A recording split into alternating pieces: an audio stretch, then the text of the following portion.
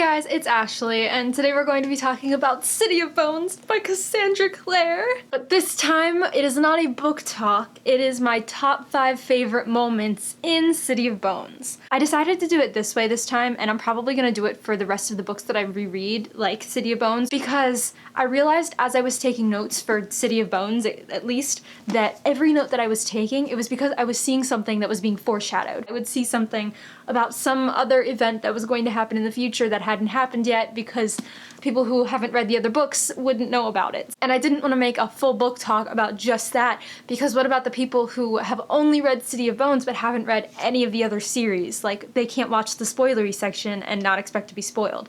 So I'm going to be doing my top 5 moments of each of these books instead of doing actual book talks.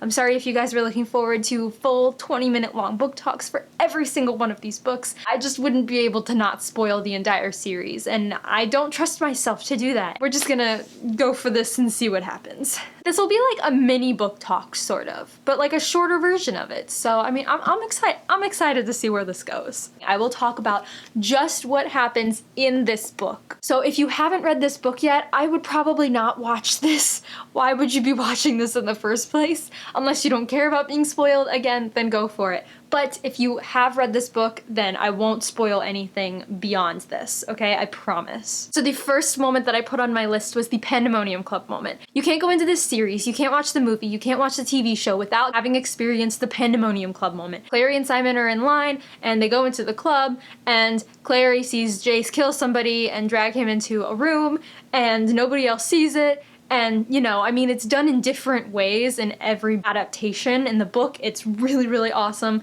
In the movie, it's okay. In the show, it's probably the worst. That honestly did not make any sense to me at all, anything that happened in the show. I'm not even going to talk about the show. This is about the book. That scene is so iconic. It's been in every adaptation of the book. It is always carried on because it's the first scene. It is the beginning of the entire Mortal Instruments themselves. Like, you can't make a list like this and not put that scene in the list. The second moment that I have on my list is the Hotel Dumort scene. The scene where Clary and Jace go and they try to break into the Hotel Dumort to save Simon, who has recently turned into a rat, and they are stopped by Raphael, and then later they find out that he's the vampire. I love this scene because, one, it introduces us to Raphael. He is a character that is carried on throughout the series. The thing that I love about this scene, not only are we introduced to Raphael, but Clary and Jace are on their own, and they are going on this mission to save their friend on their own. It's just Clary and Jace, and they're working together, and I love it. The third scene that I wrote down was the greenhouse scene, because come on guys, the greenhouse scene. I realized that I love Malik, I love Magnus and Alec, and I love Simon and Izzy. I love their relationships, but honestly, Clary and Jace, they are like my OTP of the Mortal Instruments, and I hadn't realized that until I reread it, because I haven't read these books in so long. So the greenhouse scene really just like hit me hard. It was Clary and Jace's first kiss, obviously, but it is so pretty, and the way that it's described in the book, they redid the scene in the movie, and it wasn't as great because everything looked kind of fake, and it was really kind of weird, and I'm not going to get into that, and in the TV show they didn't even do it at all, which really pissed me off. But that is why I picked this scene from the book. It's because it's the one place that I know that this scene is done, and it's done well, and I will never be able to forget that, especially the moment afterward where Jace leads Clary to her room and Simon falls out of her room because he's just woken up, and then Jace gets really mad and storms off, and then right afterwards Simon confesses his love to Clary, and so it's like this big overarching scene within like just one chapter, and I love it. The fourth scene that I wrote down was the scene with Abaddon, the Greater Demon. This is the scene where they are all at Madame Dorothea's because Clary's found out how to get the Mortal Cup. Abaddon ends up coming through the portal and taking over Dorothea's body and tries to attack them.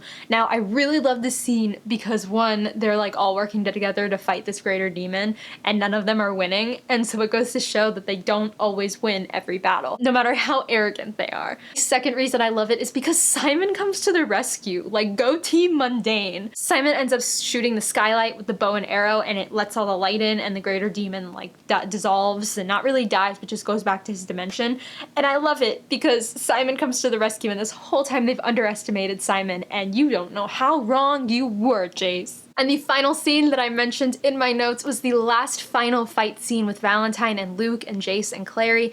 I hadn't remembered that scene really vividly before I had reread this, and now that I have, I just realized how really, like, tension-ridden it was. Clary wants Jace to come back to her and get over Valentine, and Jace wants Valentine to be okay and not kill anybody, and then Luke wants to kill Valentine and also make Jace and Clary safe, but at the same time, Valentine doesn't give a shit about anybody and just wants to kill everyone.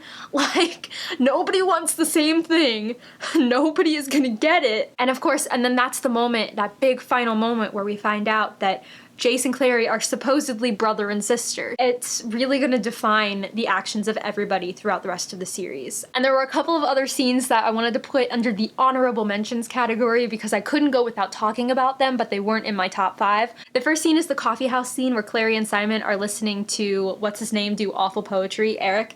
Nefarious Loins. And then Jace shows up and he's like, I love declarations of love, especially when unrequited. That is just another iconic scene. Didn't make it onto my list, but it's definitely under the honorable mentions. The next scene that should deserve a mention is Magnus's party. It's the scene where we first meet Magnus, who is an amazing character and I love him so much. He's definitely not my favorite. I know that he's a lot of other people's favorites. He's not mine in particular, but I still absolutely love him. He's the one character that is consistent through every single series that Cassandra Clare has written about Shadowhunters, and so he's just very consistent in his appearances. I love it because it introduces us to the idea of Alec and Magnus, and of course Simon gets turned into a rat, and all this shit goes down, and it's amazing. And then the last honorable mention scene that I wanted to put in here was the part where Luke tells his story. The entire chapter is nothing but Luke telling his story about what happened with Jocelyn and Valentine in the Circle. And I loved that because it really delved deep into the background of the story that we had been wondering about throughout this entire book. Luke was there, Luke experienced all of this, and you know, he deserves to let his story be told. He deserves to set the record straight. And guys, that is everything that I wanted to mention for City of Bones. Very, very excited to keep going in the series. I probably should have mentioned this in the beginning of the video, but I guess I'll just put it in right here. In case you haven't seen the video already announcing it, me and a couple of other booktubers are hosting a Mortal Instruments read-along.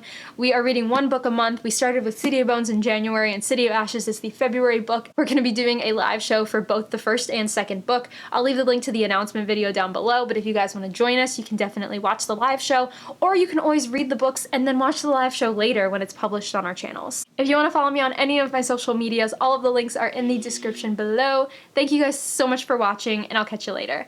Bye!